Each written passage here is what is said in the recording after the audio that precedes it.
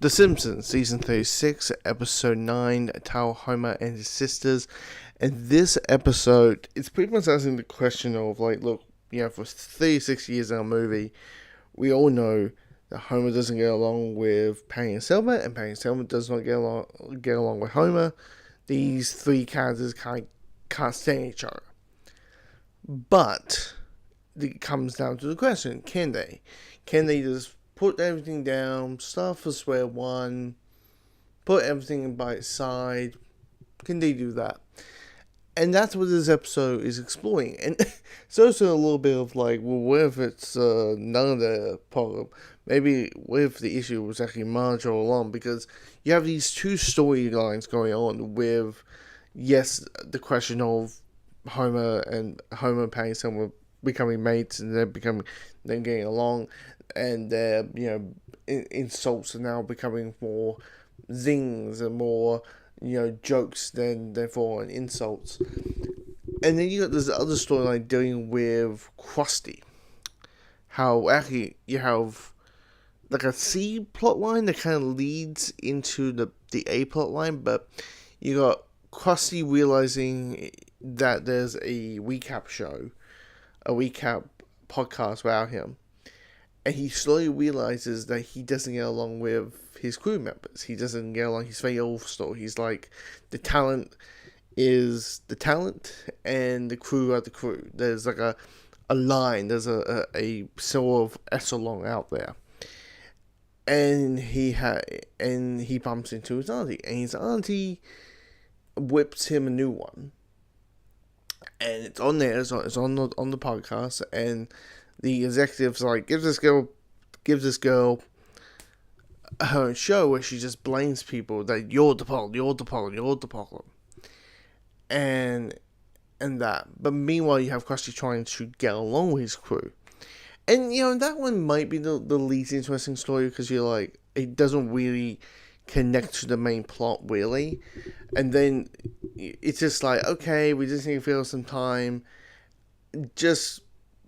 For me personally, I would just do the whole podcast thing, and then, Krusty's auntie gets her own show. And of course, naturally, Patty and Selma, naturally Marge is like, hey, let's be on the show. Maybe you can fix this problem. Maybe we can find out who's the person to blame, and the person.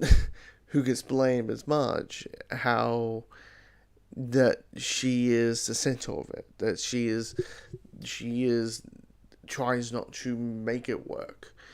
She wants to have the conflict keep happening. Like she wants to come across as like Little Miss Perfect so much that she'll have other chaos around her. And of course, Marge is going to be like, hell no, I'm the nice one. Everybody likes me.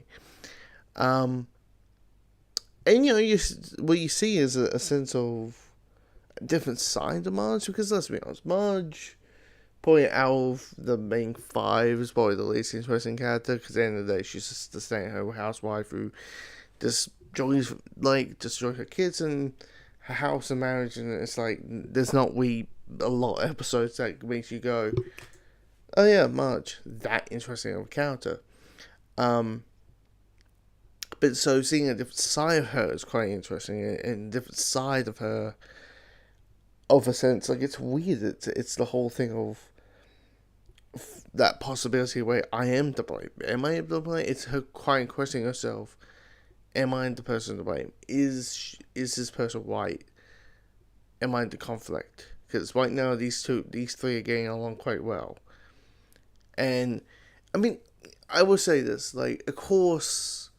The question could easily have come like, hey, maybe this is the new status quo, but you have to go back to the status quo of the three of them hate each other. I won't lie. I might have not been big fan of the ending. I kind of wish they kind of like, look, going back to the status quo, I get you. That's the thing. That is a core thing of the show. That's the core thing what the show's it has to do. But you can always change the status quo. We said goodbye to several characters. Groundskeeper Willie, we kind of said goodbye to Groundskeeper Willie as a core character in last season. Him getting married and to someone who sounds like Adrian Pond and all that kind of stuff. You could easily create a new status quo where, okay, the three of them, it's a way to be like, look, if the show goes on for another 36 years, maybe with new voice actors, all that kind of stuff, I have to put it out there that you need to have some growth, some development out there, to keep it working, and having the three of them. But again, it could easily be like conflict.